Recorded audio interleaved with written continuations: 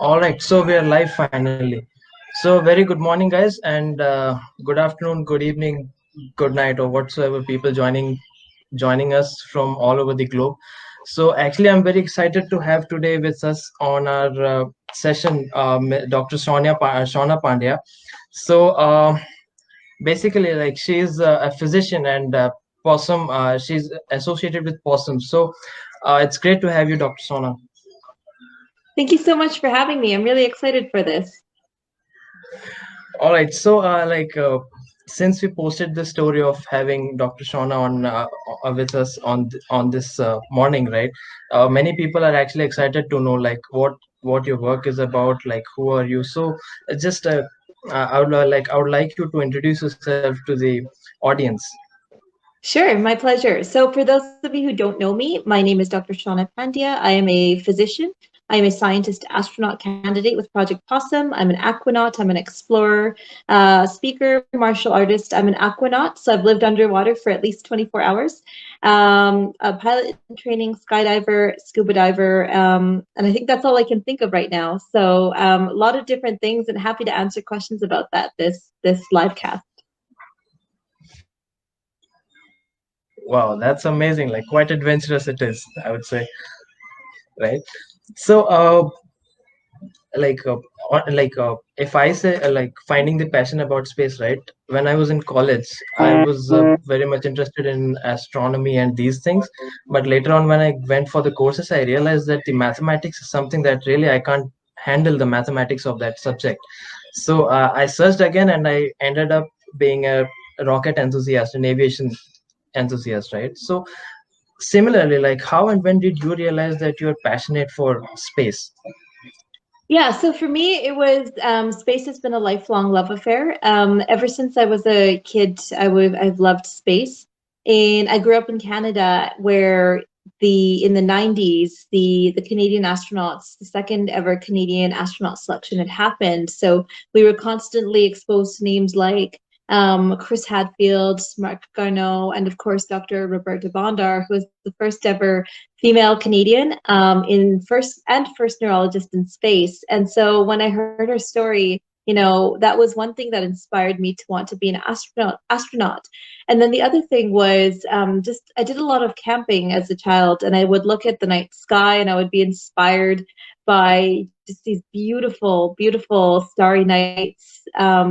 That was another part of it. And then just reading. I would read about the solar system. I would read about black holes. I would read about astrophysics. So it was a lifelong affair.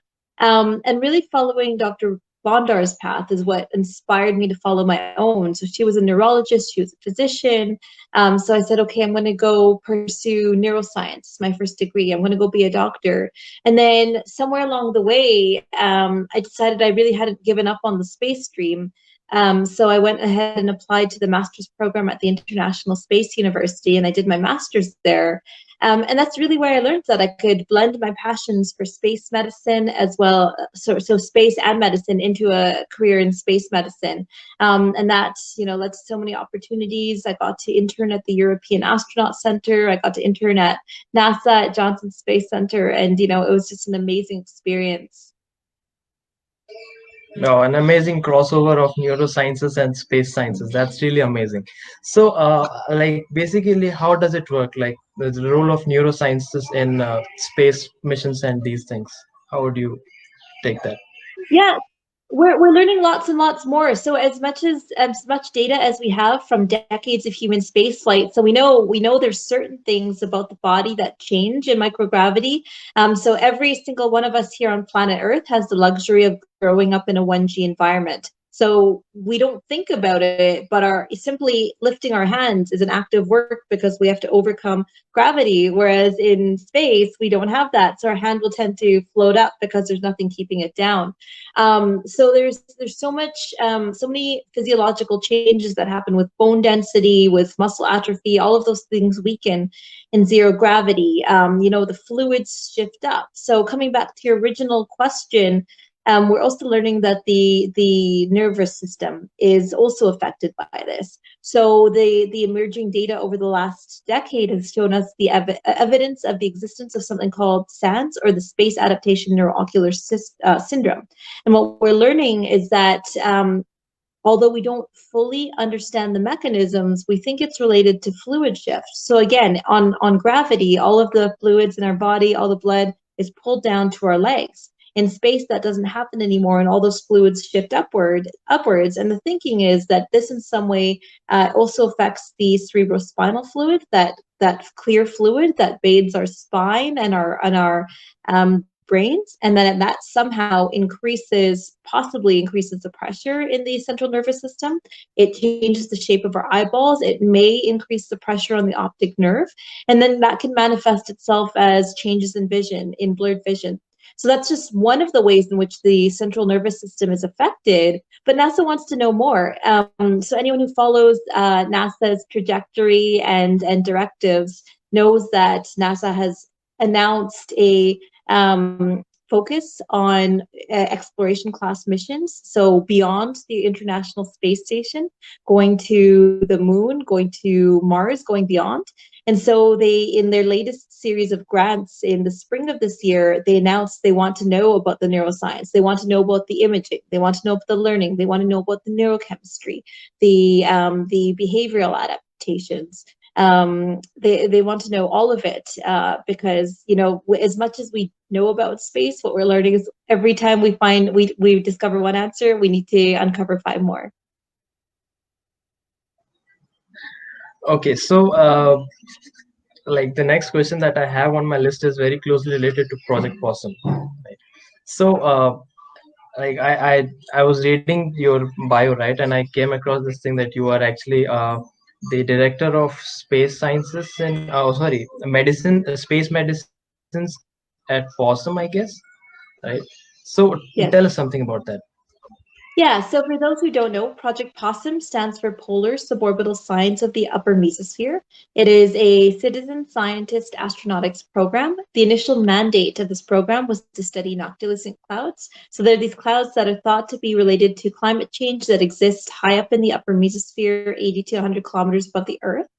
And so that was the initial mandate of the program, but there were so many parallel tracks in research and so many opportunities that presented itself at the same time. So the testing of spacesuits, for example, when we talk about spacesuits, we talk about spacesuits that we would wear inside the spacecraft. These are called IVA, or intravehicular activity spacesuits, and also spacecrafts that we might wear outside the craft. For example, when we're doing work on the ISS, when we're going for a walk on the moon, those are called EVA spacesuits, so extravehicular activity spacesuits.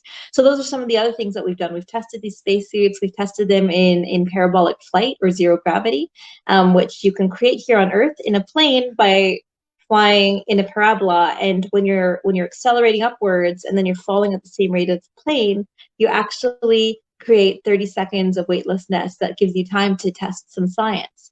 So there have been lots of opportunities in PoSSUM, and medicine is yet another opportunity. So I am the instructor of the Operational Space Medicine course, where we teach our participants in depth about some of the things that you and I were talking about the changes that can occur in microgravity, and how that might impact the mission, and how that might translate into the need for mitigation or countermeasures. The Space Medicine Group is a newly established outreach and research group within PoSSUM, because as you may have understood from hearing about the environments in which we operate, there's also the opportunity to do science, to do research, to develop protocols that might be related to space medicine and how we can keep people safe on human missions. So right now our directive is looking at creating research that can help benefit human exploration in space. And previously, because of the pandemic, we'd also established a COVID task force and also run a webinar series called the Astronaut Mentality, and basically taking lessons learned from our members' experiences in extreme environments, austere environments, and had the lessons they brought for life in a pandemic. So that's actually freely available. So if anyone wants to check it out, just Google PoSSUM Space Medicine and you'll find all the episodes online. All right. So we've started getting live questions, but we'll go to the live questions in a while. But before that, uh, okay, I guess there are lots of birds in the background, but yeah.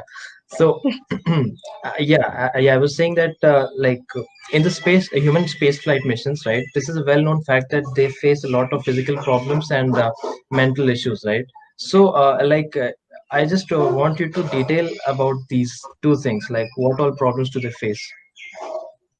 Yeah, so there's there's the problems and then there's the mitigation aspect of it. So we kind of chatted about some of the physical problems that can come in space. So for example, if you were to give no intervention, your bones would become very brittle. You would lose a lot of muscle mass and you would be extremely weak. You would become extremely weak from your time in space. Intervention is like what process like you were talking about? Like if you don't give the intervention, could you explain that process? Yeah, exactly. So the once you've identified a problem, then you need to say, what can I do about this problem? So then that comes from, so for speaking specifically to muscle mass and bone density, we look at pre-flight measures, in-flight countermeasures, and then post-flight rehab.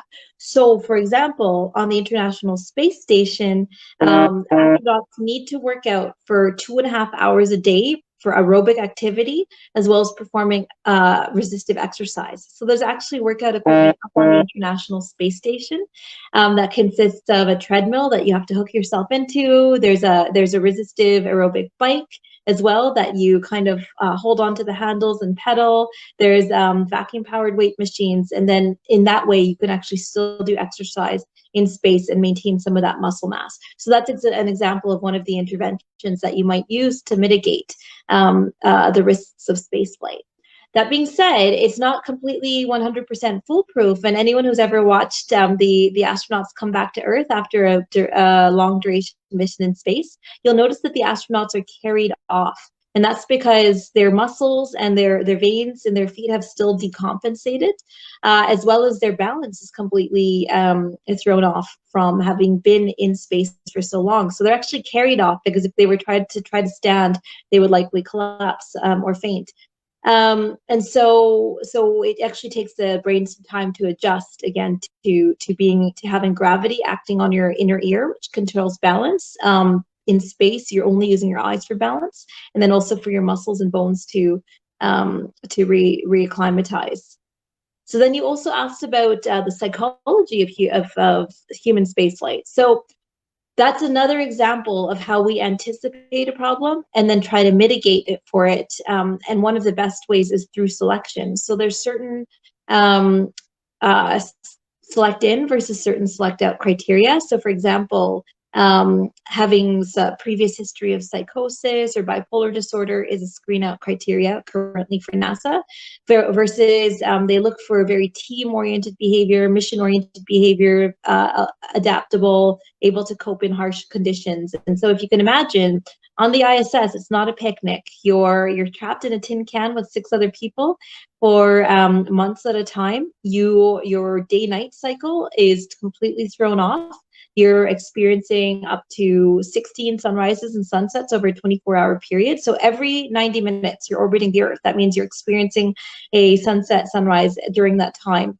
Your sleep is disrupted. So without having a personality that's predisposed to work in an inconvenient environment, that's predisposed to rise to the occasion, you may not be setting yourself up for success. So that's just another example of how psychology plays into human spaceflight. Okay, so that was like quite insightful. Like I really enjoyed the answer. I mean, like the things about the human psychology and the physical changes that how our body will respond to it. So I also got to know that for practicing these things, like we have actually a sort of experimental base at Utah, and another one is I don't remember the place. Like basically, like astronauts or the astronaut candidates, they go there and train to live how to. Basically, it's sort of some sort of simulation based training, I guess. Yeah, yeah. So you're talking about analog environments. And so when we talk about an analog environment, the reason it's called that is because it's analogous in one form or another to the spaceflight environment. So in some way, you're replicating an element of space. So we talked about parabolic flight and how you might recreate zero G while still being here on Earth. So that's an analogous environment. That's an analog environment because you're recreating the zero G. So the environments that you're talking about are called, one of example is the Mars Desert Research Station. Another example is an underwater sea habitat. So the Aquarius Reef Base, Jules Undersea Lodge, those are examples of analog environments. And the reason they're important is because they're what we call ICE, or isolated and confined extreme environments. And so the advantage that they offer in training for space is that they take us away from our usual resources, our usual comforts, our usual supplies. So I've actually been lucky enough to go to the Mars Desert Research Station in Utah. I did 2 rotations there, one in 2018, one this year. I was commander on my latest mission, and essentially you're living with for 2 weeks with a crew in isolation, and you're trying to be as self-sufficient as possible. And then at the end of last year, when I got my Aquanaut designation, we did a 5-day underwater mission at the Jules Undersea Lodge, and we did a lot of cool science. We looked at science around physiology, cognition, behavior, and sleep during that mission, and it was really cool. So to get into that analog environment, you have to dive in. And then you have this underwater habitat. It's at the same pressure that the water is at that depth, 21 feet. So if you can if you can imagine your favorite package of snacks that might normally be popped up on the surface gets crumpled down by the time it comes down.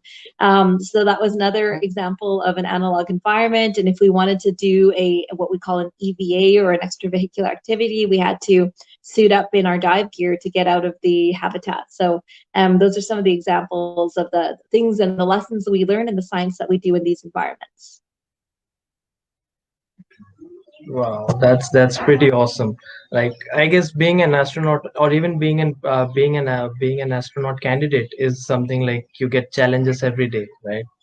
So that's the best Yeah. part. I really like enjoy listening to these kind of stories, and I hope that I do get to be one of them someday.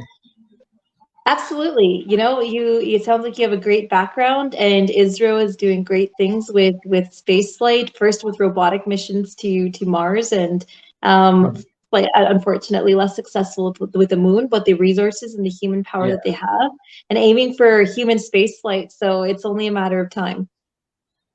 yeah. Like, I guess it'll still take some more time for it to develop a lot in human spaceflight, because as of now we're just taking small baby steps, right? So there's Yeah. still some time. Yeah. So this question is by Sunil Kumar Barik. He is asking about the Project PoSSUM. Can Indians apply for Project PoSSUM, or is there any eligibility criteria?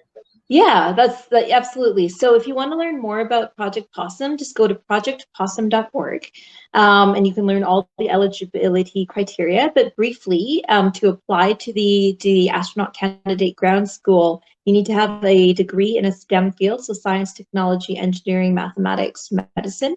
And then you ideally need to have your scuba diving license, and ideally need to have your pilot's license, and then also say what your background is, why you want to apply, why you're passionate about it.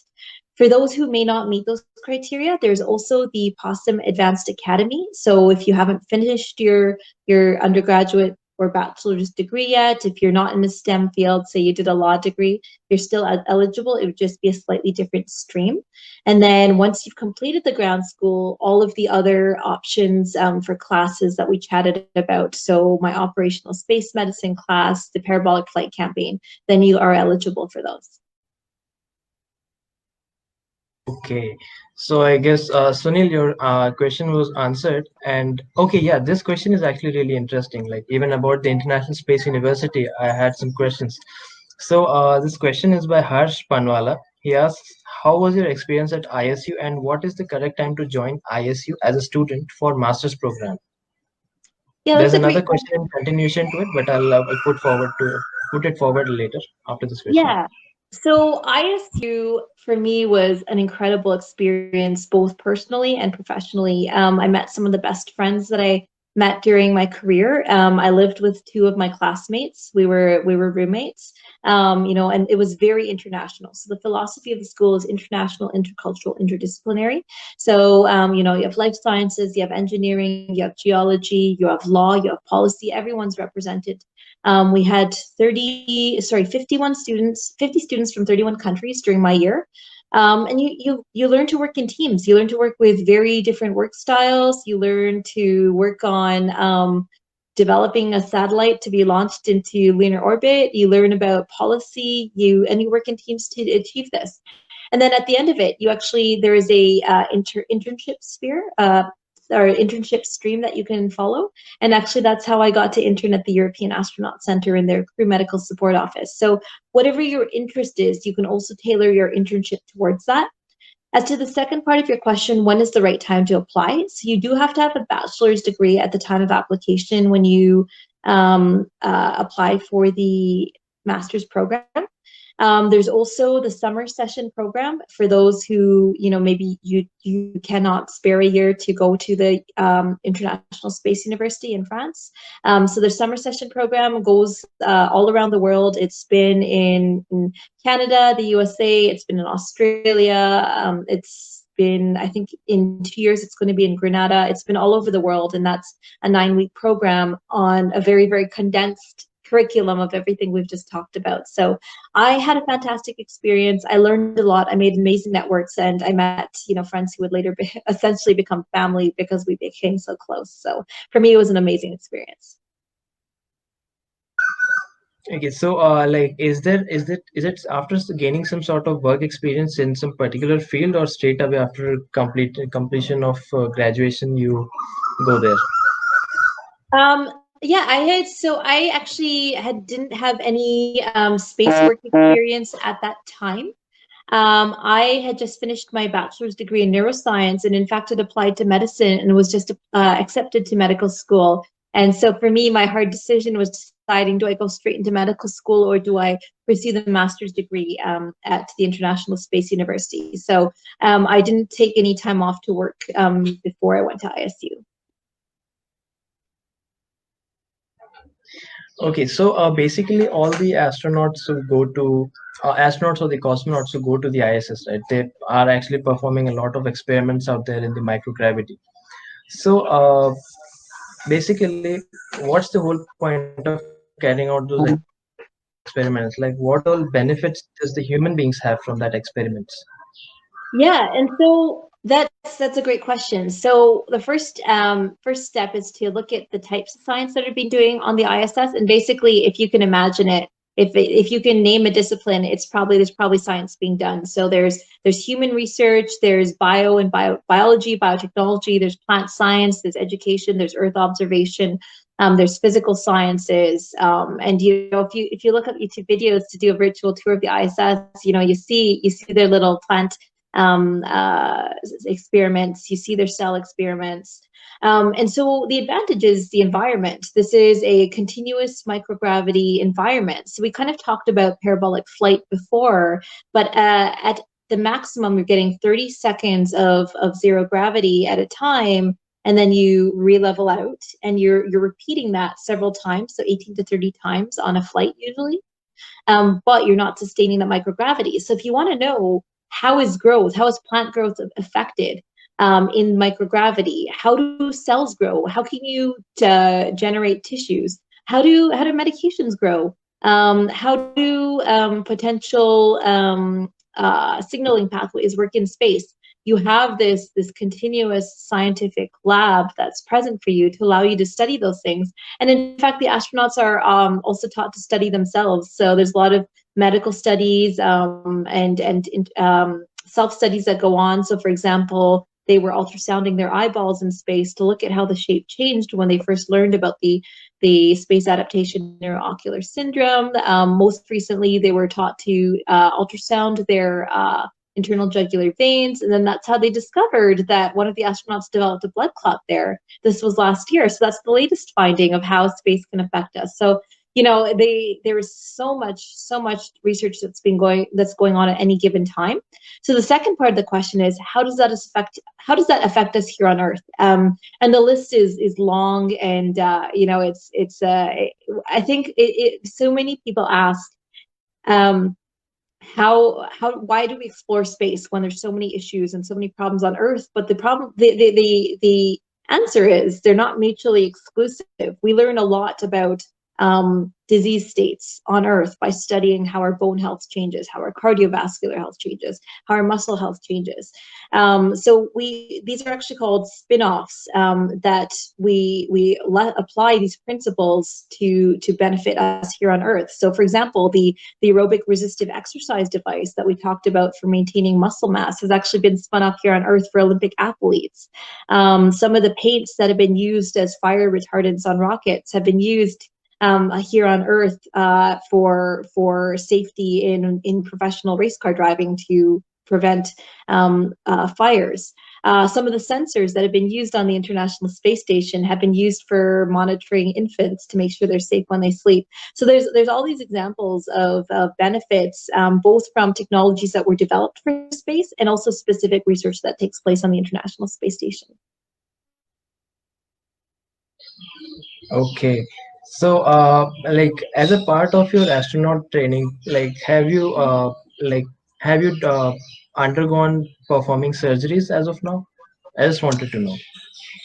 So that was part of my medical training. So I'm a physician. I have done surgeries as part of my medical training, but not as part of my space training. Not in zero gravity or anything like that. That's more from my day job. Okay. Okay. So it's just like I'm curious here. I just wanted to know, like performing surgeries here on Earth and performing surgeries there in space, if needed. Like, what all differences do you expect there could be possibly? Yeah, so there's actually data on this from the space shuttle era. Dr. Jay Bucky, he was a shuttle era astronaut and physician, and I actually had a chance to sit down with him once, and he told me about his experiences doing operations on the space shuttle. And so they had baby mice, and they would do spinal cord surgery in little baby mice as well as muscle biopsies. So very, very tiny, very fine work. And so it's kind of like they established a fume hood with gloves that you could put your hands into. And so that way you're keeping the environment secure. So the biggest threat, of course, is microgravity. So you're Velcroing all your surgical instruments down so they don't float away. And then luckily blood has very cohesive properties, so it tends to stick together and tends to stick with itself. So if there is any blood that's floating away, you just simply grab gauze and wick it away. So that's what he had mentioned. So there has been instances of surgery in space experimentally. So then the question becomes, how do we translate that into a medical protocol as we look at more ambitious space missions? So when you're on the International Space Station and you choose to evacuate, it's 3.5 hours back to Kazakhstan. So if you have a medical emergency, the best thing would be to evacuate. But if you look at further and further destinations, if you look at Lunar Gateway, if you look at the Artemis project, to create lasting surface operations on the moon, it's a 3-day journey to the moon. So then you have to say, okay, well, I may not be able to evacuate. So then what do I do? What does my surgical capabilities look like? And then how do I design for 1/6 gravity? Do my instruments need to be heavier, or do I just need to adapt to instruments that'll be 6 times lighter? And then, of course, the hardest case scenario right now is Mars, which is 6 to 9 months away with current technologies. So way too far to evacuate to if there's a medical emergency. So these are things that we're still figuring out as we look at these destinations for human spaceflight. Okay, so like few days back, even I had an online session, so I was there at the panel, and this question popped up about the hibernation.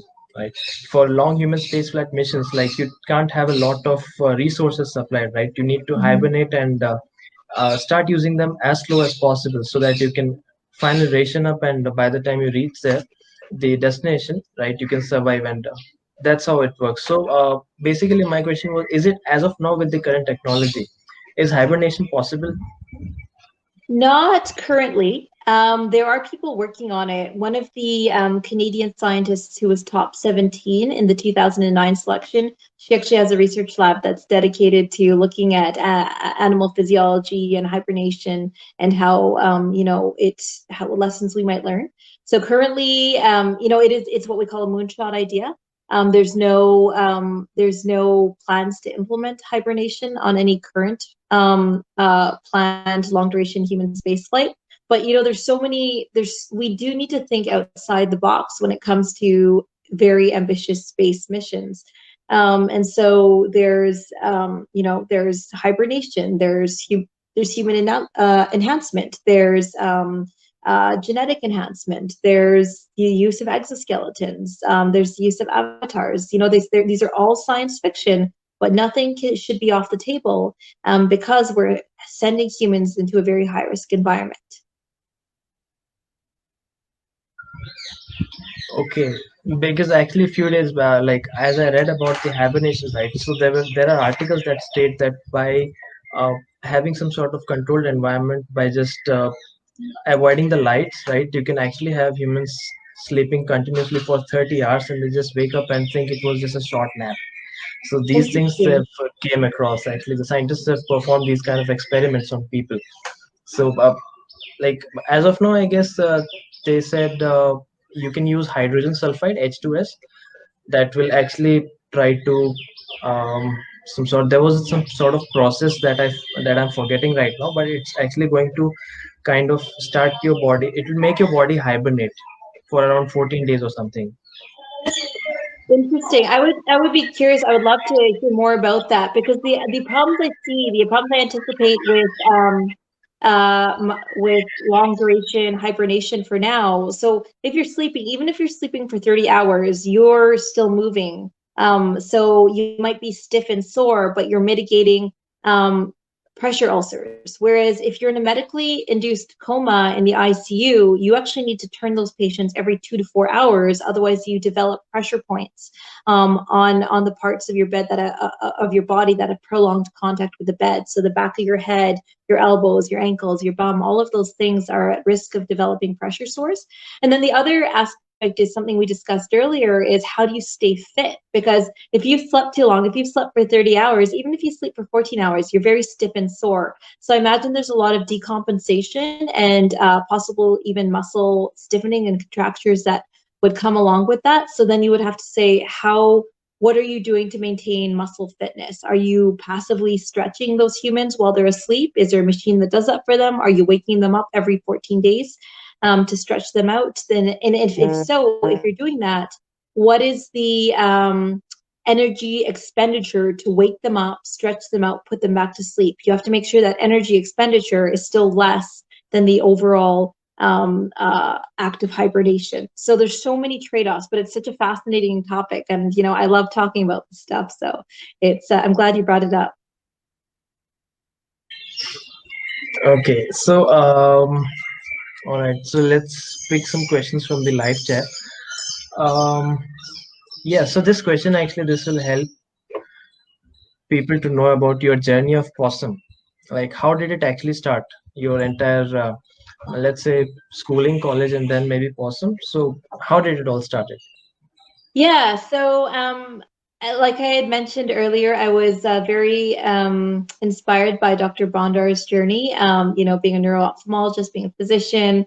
So I decided to pursue my degree in neuroscience, and also I had it in my head that I would be a neurosurgeon, and that was my path. And these opportunities in space kept coming up. So the International Space University, it piqued my passion, it piqued my interest. So I did my degree in neuroscience. I was accepted to medical school, but at the same time, I was accepted to the International Space University. Applied for and was granted a deferral from medical school. Went spent a year at ISU, did the internship at the Crew Medical Support Office at the European Astronaut Center, and it was incredible.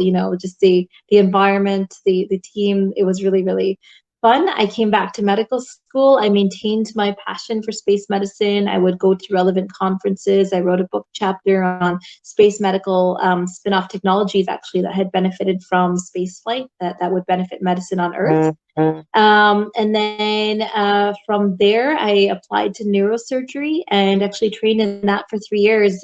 But it's a very, very demanding field. You know, I had kind of shut off all of my space interests for the time I was in that field. And then after a while, I realized that it really wasn't the path that would allow me to do everything that I wanted in my life. And so I switched to general practice, and at the same time started looking to become more involved in space, back in conferences, back with research. And that was the time that I first heard of PoSSUM. It was their first year. I applied to their ground school, and also to the microgravity parabolic flight campaign that year. The ground school was incredible. You fly the mission simulation that looks at the science of noctilucent clouds. You try on the IVA, the Final Frontier Design IVA spacesuit, and most importantly, you meet some of the best friends and teammates that you'll ever meet. I still keep in touch with some of them daily. And then that was the start of it. So since 2015, I've flown 6 parabolic flight campaigns now, over 100, I would say 140 parabolas to date. I have been part of their planetary geology courses, their water egress testing, their water survival courses. I've tested an EVA, or extravehicular space activity spacesuit, Canadian Space Agency, and of course now teach the class on space medicine. So, I've been involved for half a decade now, which the time seems to have flown, but it's been an amazing journey, and every day just keeps getting better. About the spacesuits, like I really want to know, like what all spacesuits have you tried till now? Yeah, so that's a great question. So we talked about the 2 categories of spacesuits, the IVA spacesuit and the EVA spacesuit. These are commercial spacesuits by Final Frontier Design, so one of the world's first commercial spacesuits. The first one we believe to have flown in zero gravity. So the IVA spacesuit is kind of like a portable life support system, or a portable layer of protection within your vehicle. And so if there's a slow onset decompression, if you lose atmosphere, if you need protection from the elements, that's the role of the IVA spacesuit. So I've tested 2 generations of this spacesuit. So if you follow me on Instagram, you'll see the orange spacesuit, you'll see the blue spacesuit. So I've tested that one. I've tested that one in the water, in crash landing scenarios as well. It's been a lot of fun. And then the most recent type of spacesuit is the EVA spacesuit, which is meant for out of the spacecraft work. So when you see Apollo astronauts walking on the moon, they're wearing EVA spacesuits. When you see astronauts working on Hubble or working on the ISS, they're wearing an EVA spacesuit. So this again is made by Final Frontier Design. And so the difference is the EVA spacesuit offers several extra layers of protection. So for example, against radiation, for temperature control, for example. And so we tested this EVA spacesuit at the Canadian Space Agency. And the really neat part is we also were testing, partnering with a university to look at a gravity offset system. So you can actually offload your weight while you're in the suit. And by setting the amount that you want to offload, you can actually specify whether it's 0 gravity, 1/6 gravity like you would have on the moon, 1/3 gravity like you would on Mars, and you could actually simulate working in those environments. So those would be the spacesuits I've worn to date. That's amazing. I mean, okay, like for some reason, I feel like spacesuits are really cool, and if I had one, I'd wear it every day. It is, spacesuits are pretty fun. I will agree. You know, if I had a spacesuit at home, it may get a little bit warm, and it may take some time to suit up every single day. But I also wouldn't blame you if you chose to wear it every day. Okay, so actually, I wanted to know, like, have you met Sir Chris Hadfield? Yeah, so here's a great story. He was Chris Hadfield's a role model of mine, and so when I went down to NASA to do the aerospace medicine elective, I was sponsored by the Canadian Space Agency. So we had a meeting where they briefed us on, what to expect, what it would be like, and they said, while you're down there, we'll have the Canadian astronauts, come and try to meet up with you and liaise with you. And I thought they were just being nice because they're astronauts and they're very busy. And this was in 2012, in the 6 months leading up to when Chris Hadfield was training to be commander of the International Space Station.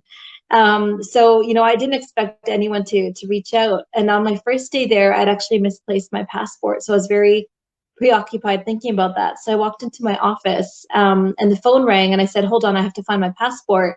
And then it took me to a second to realize that the person on the other end of the line said his name was Chris Hadfield. And I had just put him on hold. And he was so nice. He took myself and the other medical student out for coffee. He spent so much time. He would answer our questions. He was just so giving with his time when he clearly had other things to do. And it's a lesson that really stuck with me about the importance of mentorship and paying it forward, because, he was busy, and they were all like that. David Saint-Jacques, who flew in 2018, he took us sailing. Jeremy Hansen gave us a tour of, a walking tour of NASA. Like, they were just so nice. And, the fact that they took time out of their schedules really, really sticks with me. So, it was incredible. So we have actually, I'm sorry. Yeah, so we have actually heard that even in the previous webinars, we got to know that actually Sir Chris Hadfield is a really great person at being a special commander and all these things. Actually, yeah, he's quite an amazing personality, right? I also went through one of his master classes, right? So even in there, he's just I also follow him on social media. So as of now, I guess he's very much into the dramatics and the music things. I guess he does theaters also. So in all, he's quite an amazing personality, I would say. Yeah, he's so nice. He's so down to earth, ironically. He's super smart. He asks great questions. So, he's just a role model of, the astronaut, the type of astronaut I want to be someday. So I feel really lucky to have met him. So this question is put forward by Mr. Sunny. This question is actually a bit off the topic, but he asks, "How was your experience at TEDx?" Oh yeah, so I've done TEDx was great. I've done 3 TEDx talks to date. So the most recent one was last year, 2019, at ISU. I talked about discovering exploration and the philosophy of why it's important, why it matters, and why it's a survival prerogative. So that was my latest one. That was so much fun because it felt like coming home again. That was my first time back at ISU since 2007. So it'd been 12 years. That was a great experience. My TEDx before that was University of Alberta 2016, talking about success, failure, resilience, pushing the limits. And that was just as I transitioned from neurosurgery to PoSSUM and to general practice. And so there were some really important lessons that I'd learned about, picking yourself up from failure that I felt were really important to share. I would say that was my most personal TEDx to date. And then before that, when I was in medical school and living in Silicon Valley, I had a company, and just living in that environment, I learned a lot about innovation, and what I thought about innovation was wrong. So even that, like every TEDx I've been to has been fun. There've been so many different great ideas and talks and people. So in a word, it's been amazing. So, okay, wait, I lost the question. Yeah, there it is. So, this question is by Sunil Kumar Barik. He asks, "What's the effect of solar radiation in space?" I mean, I guess he's particularly asking about, I guess, human beings and the spacecraft.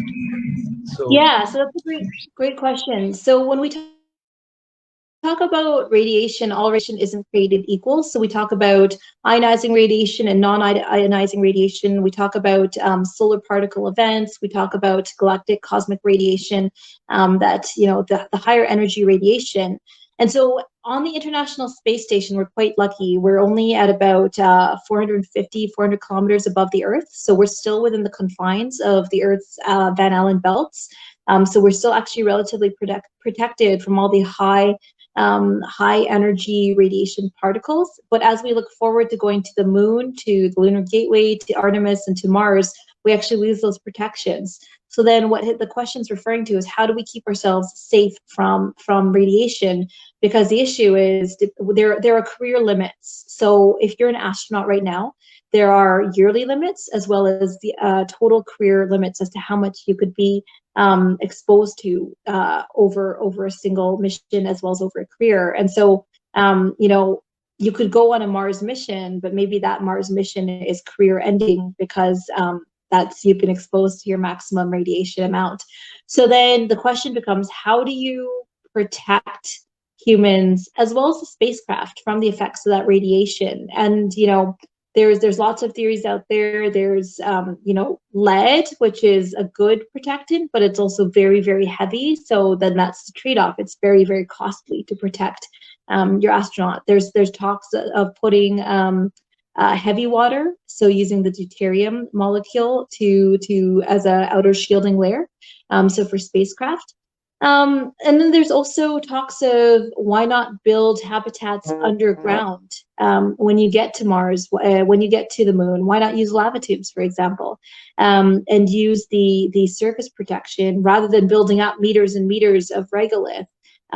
You have this built-in protection. So it matters because every single bodily system, your soft tissues, your bones, your eyes, your reproductive organs can be sensitive to radiation. And then it matters the type of radiation, the duration, the dose that you had. So it's kind of thinking of like slowly increasing the temperature of a pot of water versus being exposed to a boiling pot of water. A high dose of radiation in a very short period can lead to acute radiation sickness versus long duration exposures can lead to other complications.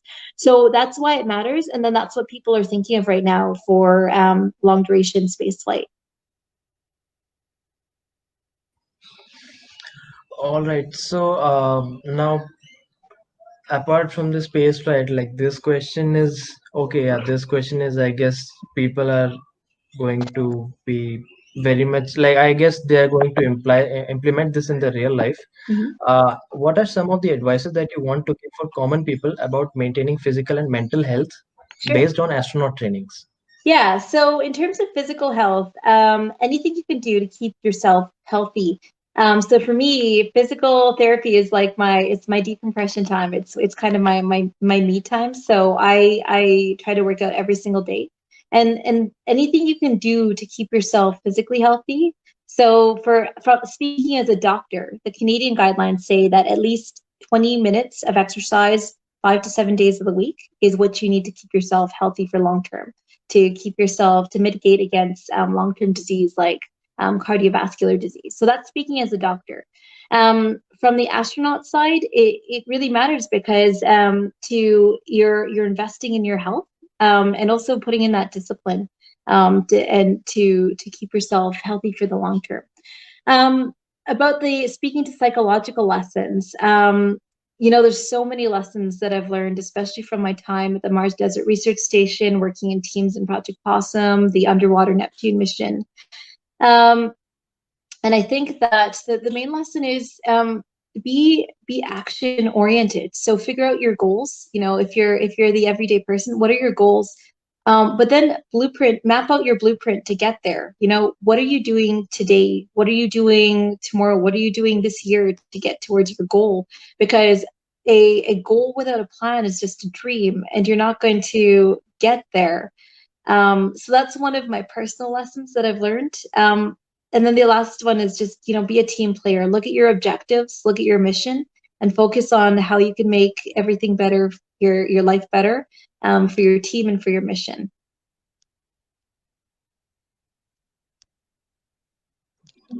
All right. So that was quite insightful as well. So I guess Harsh Panwala, your question was answered. Okay, so yeah, now coming to the space education part, like here in India, actually we don't have the schools. These curriculums in the school are not very much space oriented. We barely have syllabus that has got uh, things like space sciences and all. They really don't focus much on it, right? So what's your view on it? How important is space education to build up the atmosphere of space? in a country? Yeah, so I have two views. So I think the first view is that my personal view, and I said this in my TED Talk last year, is that access to space is equal to empowerment. And so it's equal to economic development, it's equal to infrastructure development. There's so much we get from having space capabilities. And I'm not just talking about human space flight, because that's what most people think of. But when we talk about the science, the Earth observation, the remote sensing, the data that we can get about monitoring crops, monitoring migrant populations, monitoring animal migrations. We get so much data from that. So there is, there is a value and there's a case to be made from having access to space.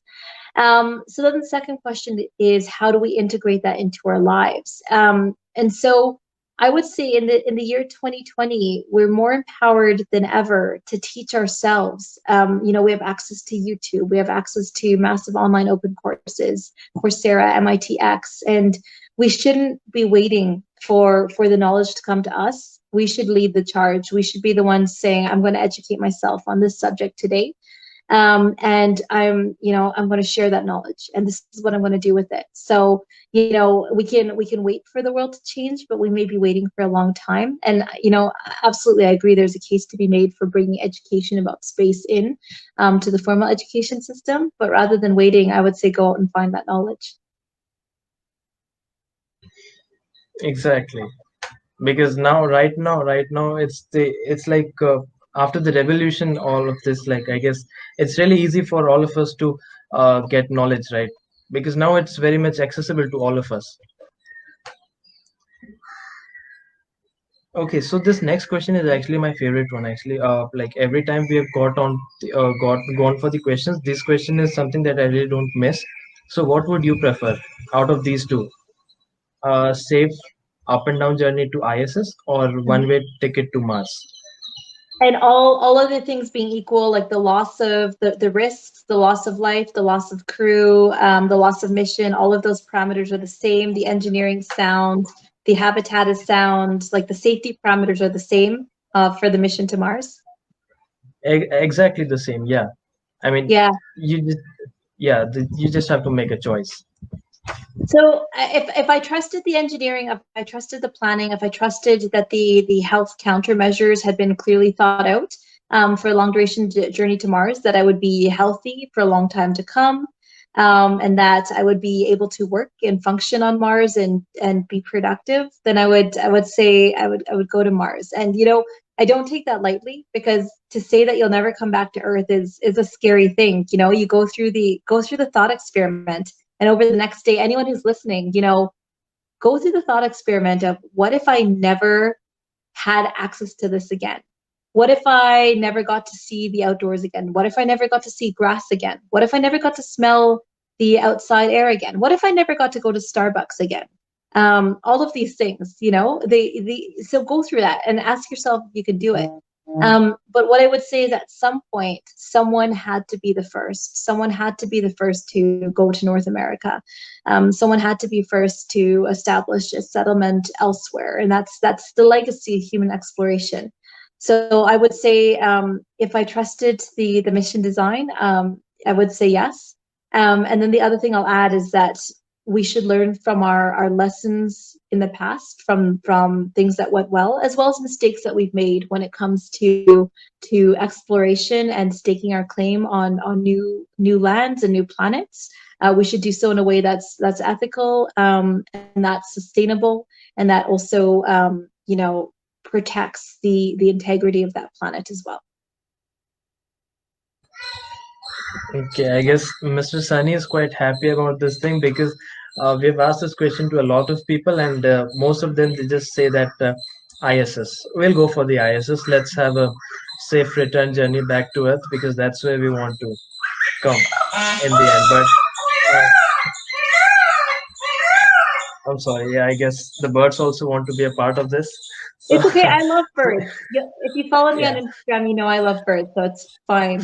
actually there are quite a large number of peacocks and small birds around here, so they always just have to have their voice heard here. Well, tell them I say hi. She's saying hi.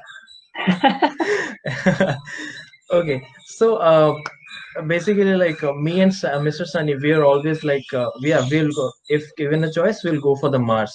But after this, like after having these insights, like we are not going to have the sight of grass and all these things again.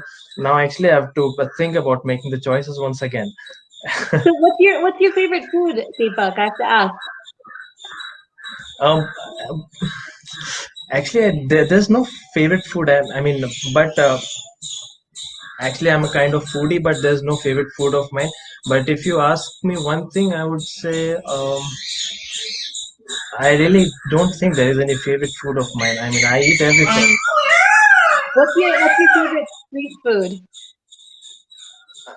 Okay, favorite street food. Um, I can't think of a food right now. So I'll tell you why I'm asking, because I think that, food, for example, is a huge psychological motivator, right? So the food in space that we have is very different. It's lightweight, it's long lasting, the flavor is different. So if you can go through the thought experiment, if I could never have my favorite food again, if I could never have my favorite street food again, and you could be okay with that, you may be okay for Mars. So for me, that means no dame puri, no chat papri, no day vada, none of that stuff. And it has to no more Starbucks. And then make sure I'm okay with that before going to Mars. Yeah, now I get it. So I guess, Mr. Sunny, now get we have to like plan our food accordingly. I guess now. So If you can figure we out a have way to to think bring again. if you can figure out a way to bring chat papri to Mars, that would be amazing. I would be very happy with that. Cool. We'll get some for sure. Okay.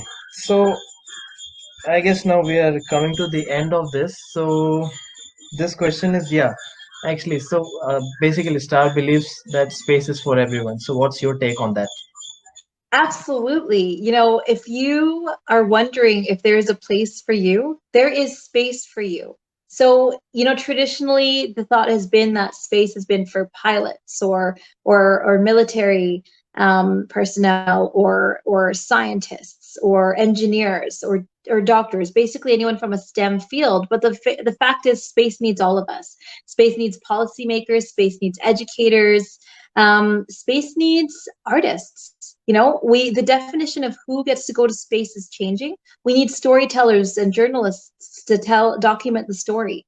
And my hope is, as space becomes accessible, as everyone is able to get to space, we see a whole new generation of people using space for good, for creativity. We see entrepreneurs, we see athletes, we see entertainers, we see actors, we see the first movie made in space, all of those things. So the bottom line is, space needs everyone, and there's space for all of us.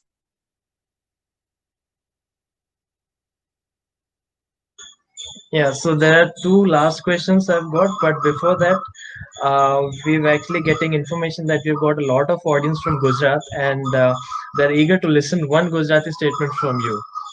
Oh gosh, what do you want me to say in Gujarati? And I'll try to say it. Kemcho, something like that. I can say Kemcho, Badana Kimche, who Majamachu. What else would you like me to say? Hopefully that's good enough.